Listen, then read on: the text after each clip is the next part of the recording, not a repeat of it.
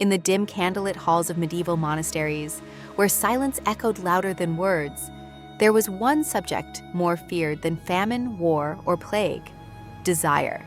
The Middle Ages were not simply an era of chivalry, castles, and crusades. Beneath the surface, hidden behind ironclad walls and velvet drapery, the human experience of intimacy was transformed into something forbidden, something dangerous, something punishable by death or eternal damnation.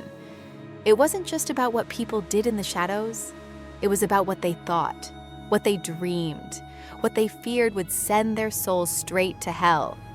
Sex in medieval Europe wasn't just a physical act. It was a moral battleground, where every glance, touch, or impulse could be interpreted as a sin. And it was the church that held the sword. The church declared that the only pure form of sex was between a married man and woman, for the sole purpose of creating life. Anything else was heresy. And in a world ruled by fire and faith, heresy was a death sentence. But human desire doesn't vanish just because it's forbidden. And that's where our story begins. In 1140, a monk named Gratian compiled one of the most influential legal texts in medieval history, the Decretum Gratiani. Hidden in its pages were detailed rules about what was and wasn't allowed between men and women. You see, sex was considered sinful by default, even within marriage. If a couple enjoyed it too much, that was suspect. If a man reached climax outside the act of reproduction, mortal sin. If a woman showed too much pleasure, witchcraft. Some medical texts claimed that frequent intercourse drained a man's life force. Others warned that a lustful woman could become wild, insatiable, even monstrous. To medieval minds, sexuality was not a spectrum. Let's talk about the penitentials, confessors' manuals that outlined sins and punishments. Many focused obsessively on sexual behavior. A man caught having sex on Sunday, 30 days of fasting, a woman who initiated intimacy, 1 full year of penance. For unnatural acts, meaning anything outside reproduction, the punishments grew harsher: public humiliation, flogging, excommunication, isolation. If the church couldn't control desire, it would crush it. By the 13th century, a strange obsession with purity took over Europe. Virginity wasn't just sacred, it was safety. Girls were married off as young as 12, not out of love, but to preserve their innocence in the eyes of the church. Even within marriage, things weren't safe. A woman's body wasn't her own. A husband could demand intercourse at will. Refusal wasn't seen as defiance. It was heresy. Meanwhile, the elite played by different rules. City-sanctioned brothels, bishops with secret mistresses, sermons by day, indulgence by night. The poor were punished, the powerful were protected, and when they couldn't explain desire, they blamed the moon, the stars, or witches. Women who were too bold or too free were accused of sorcery, of using sexuality to corrupt men. And they were hunted. Thousands were tortured, burned, or drowned, not for what they did, but for what they represented. Desire was dangerous. But a confident woman? That was terrifying. In the next part, we'll uncover the chilling truth behind sacred virgin cults, disturbing beliefs about women's bodies, and those brave enough to break the rules and pay the price. This isn't just history, it's a mirror. And what it shows is how far we've come and how much we've tried to forget. In medieval Europe, one image rose above all others, untouched, holy, incorruptible: the Virgin. Not just Mary, Mother of Christ, but any woman who had never known a man. To be a virgin was to be pure. To be pure was to be powerful. But that power came at a terrible cost. Young girls were sent to nunneries to guard their chastity, sometimes by choice, often not. Their virginity was currency, traded for divine favor, political peace, or family honor.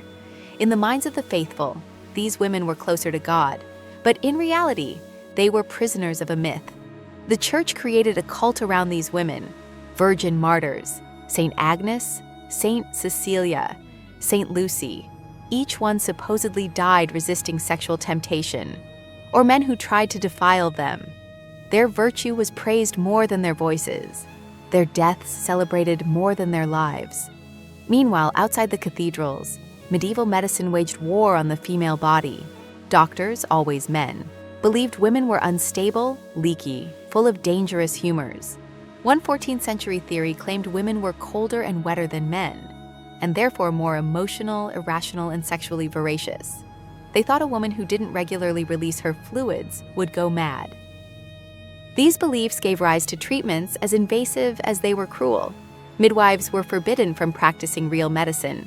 Male doctors took over, prescribing horrific remedies to cure women of their desires, many of which amounted to torture. Desire was pathologized, pleasure condemned. A woman who craved affection, or worse, enjoyed it, wasn't seen as human. She was a problem to be fixed, or a demon to be destroyed. In Toulouse, France, in the early 1300s, court records describe the trial of a young woman named Isabeau. Her crime? Expressing romantic feelings toward another woman. She was accused of witchcraft, locked away, and likely never seen again. No trial, no defense, no voice. Under the shadow of the Inquisition, thousands were tried for deviant acts. The lines between love, desire, and sin blurred, until even innocent affections became punishable offenses. Superstition filled in the gaps left by science. Some believed a woman's menstrual cycle was governed by the moon, and that her desires peaked during full moons, causing her to lure men into sin. To prevent this, some physicians recommended isolating menstruating women or bleeding them to balance the humors. And then there's the most infamous symbol of sexual control, the chastity belt. Although likely exaggerated by later storytellers, some medieval records do mention iron belts locked around women's waists, allegedly to keep them safe. In truth, these devices were about ownership, not protection. And yet, in the shadows, the rules bent. Brothels were licensed, priests had mistresses, nobles commissioned erotic art in secret. The gap between public purity and private indulgence grew wider with every passing century. Women who resisted, writers, rebels, even lovers, often vanished from the official record. But their letters survived. Their poetry, their quiet defiance scribbled between the lines of scripture. These were the women who whispered truths into a world that refused to hear them. The Middle Ages weren't just brutal, they were afraid. Afraid of the body, afraid of pleasure, afraid of women who dared to live as more than vessels of sin. But even in silence, desire endured. Buried beneath layers of shame and fear, it survived. The Black Death swept through Europe like a ghost of death itself, devouring lives, shattering families, and plunging the continent into chaos. But amid the horror, a strange shift began to take hold. With death everywhere, people's views on life and sex started to change.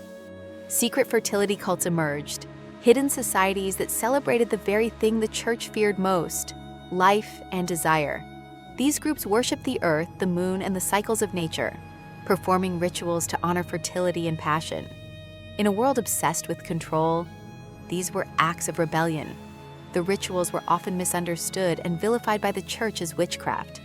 But for many, they were a source of hope, a promise that life could return, even in the darkest times. The church responded with brutal force.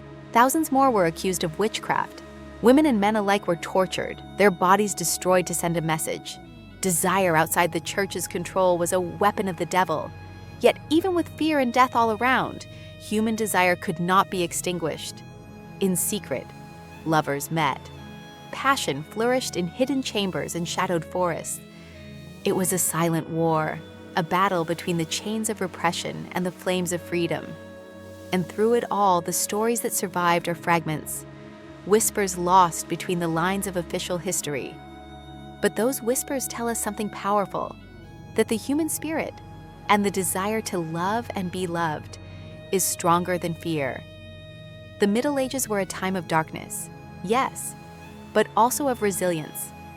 Desire was not just a sin to fear, it was a seed planted beneath the ashes of fear, waiting for a new dawn. Thank you for joining this journey into the hidden shadows of medieval sexuality. If you want to uncover more forgotten stories from history's darkest corners, subscribe and hit the bell icon. Because some secrets were never meant to be forgotten.